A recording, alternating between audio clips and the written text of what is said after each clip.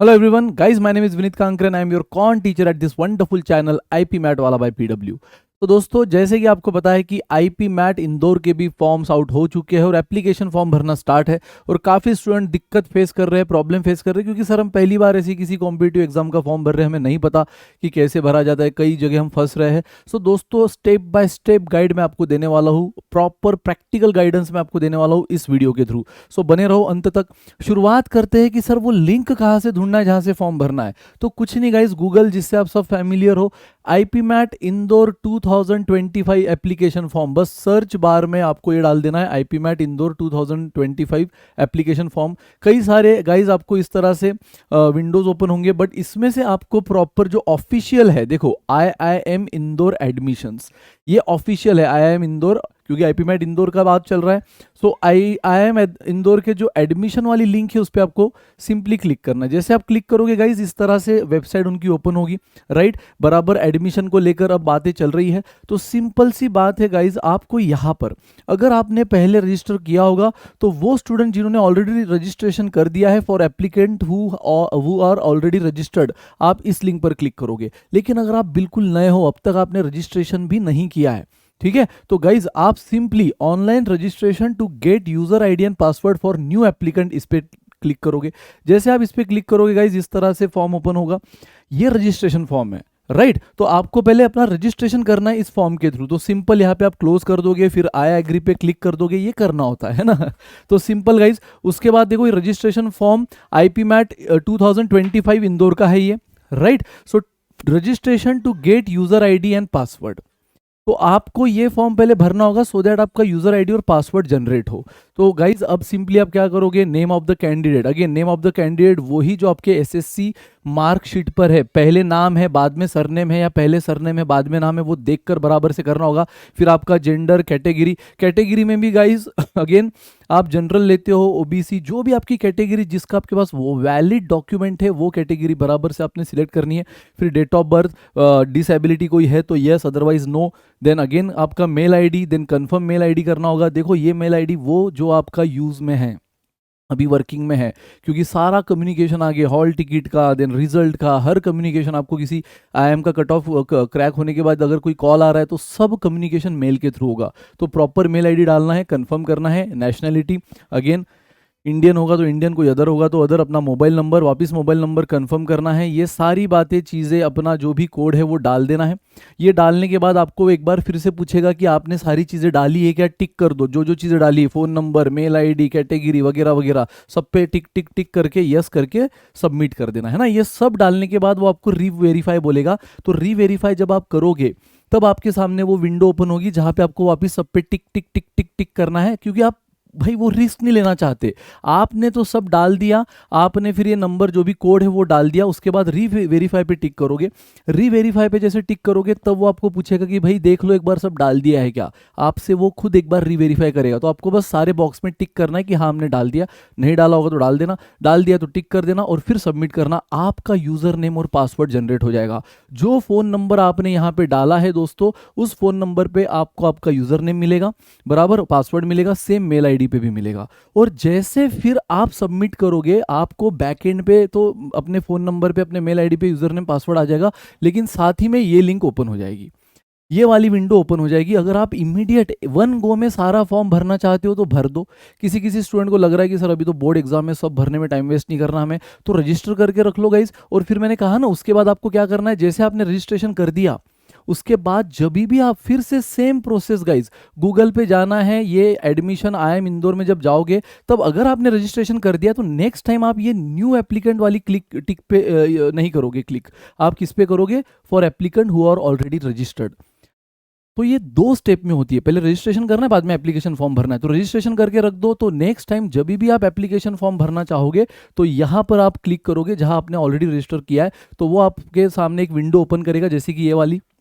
अब यहाँ पे आप यूजर नेम पासवर्ड कौन सा डालोगे, वही जो आपके मोबाइल नंबर या मेल आईडी पे आ चुका है। और जैसे फिर आप क्लिक करोगे इस तरह से फॉर्म आपके सामने ओपन हो जाएगा। अब मैंने तो फॉर्म भर दिया है ना। अदरवाइज आपको सिंपली क्या करना है, fill the application form. Fill the application form पे आप जैसे क्लिक करोगे सारी चीजें आपके सामने आ जाएगी गाइज, है ना, सारी चीज़ें आपके सामने आ जाएगी। जैसे ये देखो, ये क्लोज किया हमने, क्या क्या भरना है सारी चीज़ें आपके सामने आ जाएगी, हर चीज़ गाइज। देखो आपका एप्लीकेशन नंबर, नाम, पापा का नाम पूछेगा, मम्मी का नाम, फिर यही सारी चीज़ें, जेंडर, जनरल, जो जो चीज़ें आप ऑलरेडी भर चुके हो वो आपसे नहीं पूछेगा। जो कुछ नई बातें हैं है ना, वो आपसे पूछेगा, जैसे पापा का नाम, मम्मी का नाम, फिर आपका एड्रेस लिया जाएगा, आप आपसे और एक कोई अल्टरनेट नंबर ले लिया जाएगा कि आपको भाई अल्टरनेट नंबर देना है, अल्टरनेट मेल आईडी देना है तो दे दो।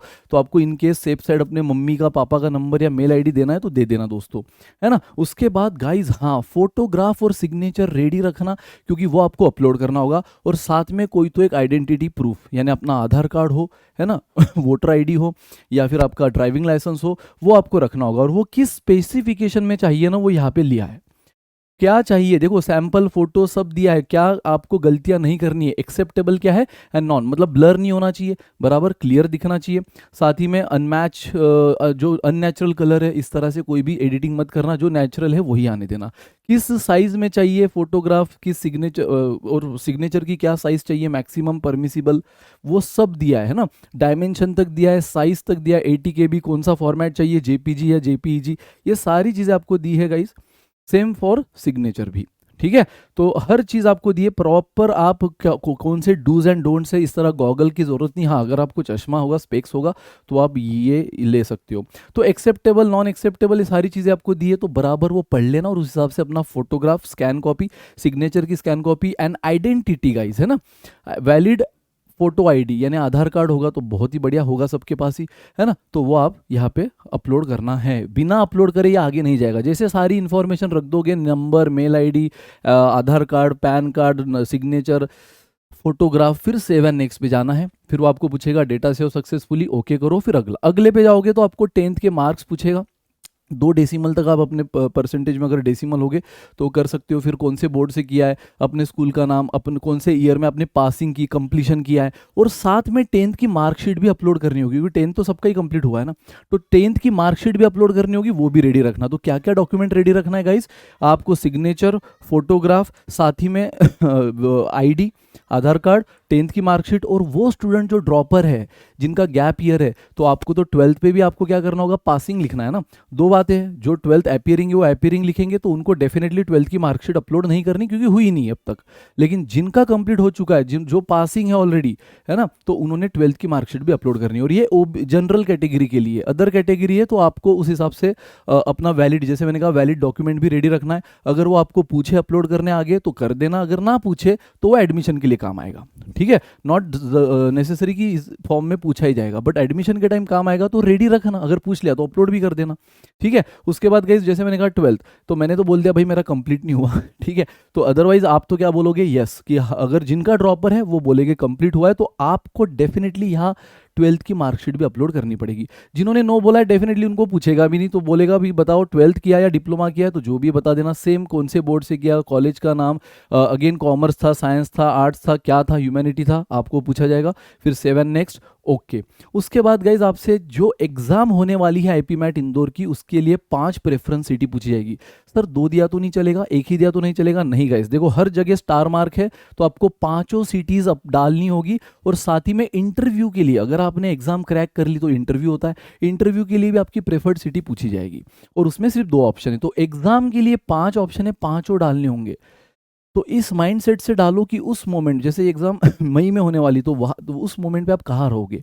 अगर आप किसी और सिटी में पढ़ रहे हो तो वही रहने वाले हो, या अपने होम टाउन रहने वाले हो, इस हिसाब से ये 5 नाम जो आपके कन्वीनियंट है, जहाँ आप इजीली पहुँच सकते हो, ऐसे 5 सिटीज़ डालने ही होंगे, ठीक है। उसके बाद गाइज 2 इंटरव्यूज़ के लिए ये डालना ही होगा। उसके बाद आप जाते हो नेक्स्ट में आपको बस पूछा जाएगा, देख लो भाई सही है सब, अगर आप जनरल कैटेगरी के हो तो आपको 4130 इंक्लूडिंग जीएसटी इतनी फॉर्म फीस पे करना है, दैट्स इट। उसके बाद आई एग्री पे क्लिक करोगे, ये कोड डालोगे, सबमिट करोगे, और सबमिट के बाद ओपन होगा सीधा पेमेंट ऑप्शन।